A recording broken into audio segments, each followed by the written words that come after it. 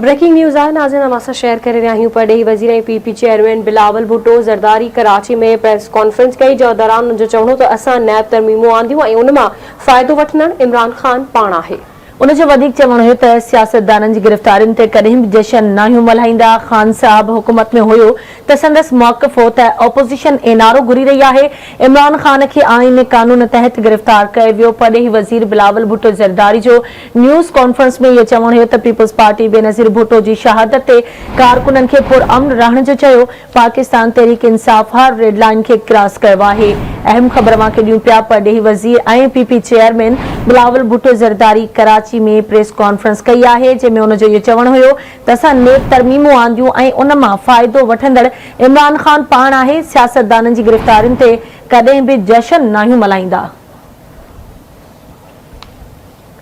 Breaking news असां share करे रहिया आहियूं। परॾेही वज़ीर ऐं पीपी चेयरमैन बिलावल भुट्टो ज़रदारी कराची में प्रेस कॉन्फ्रेंस कई। उनजो चवणो हो त असां नैब तरमीमूं आंदियूं ऐं उन मां फ़ाइदो वठंदड़ इमरान ख़ान पाण आहे। सियासतदाननि जी गिरफ़्तारियुनि ते कॾहिं बि जशन नाहियूं मल्हाईंदा। ख़ान साहब हुकूमत में हो त संदसि मौक़िफ़ हो त अपोज़िशन एनआरओ घुरे रही आहे।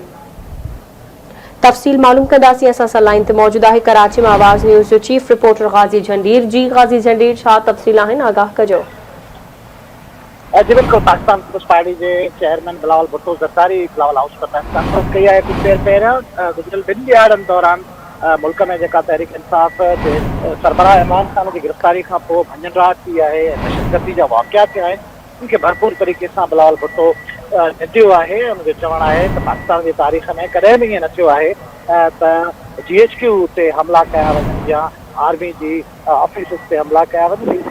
ही मामलो आहे ऐं ही समूरी जेका सूरत हाल आहे उहा दहशतगर्दी जे ज़िमरे में अचे थी। इमरान ख़ान खे एतिरो लाडलो बणायो वियो आहे, एतिरी सहूलियतूं ॾिनियूं वयूं आहिनि जो हाणे हू ऐं हुनजी पार्टी आदी थी विया आहिनि रिहायतूं हासिलु करण जा, उनजे ख़िलाफ़ एक्शन न पियो खयो वञे।